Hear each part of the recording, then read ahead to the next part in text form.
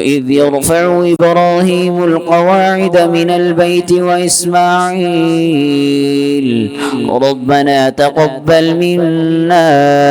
إنك أنت السميع العليم ربنا واجعلنا مسلمين لك ومن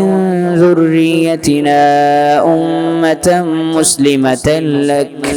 وأرنا مناسكنا وتب علينا إنك أنت التواب الرحيم ربنا وابعث فيهم رسولا منهم يتلو عليهم آياتك ويعلمهم الكتاب والحكمة ويزكيهم إنك أنت العزيز الحكيم ومن يرغب عن ملة إبراهيم إلا من سفه نفسه ولقد اصطفيناه في الدنيا وإنه في الآخرة لمن الصالحين إذ قال له ربه أسلم قال أسلمت لرب العالمين ووصى بها إبراهيم بنيه ويعقوب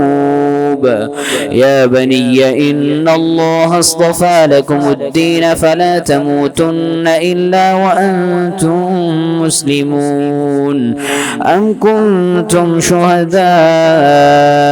إذ حضر يعقوب الموت إذ قال لبنيه ما تعبدون من بعدي قالوا نعبد إلهك وإله آبائك إبراهيم وإسماعيل وإسحاق إلها واحدا ونحن له مسلمون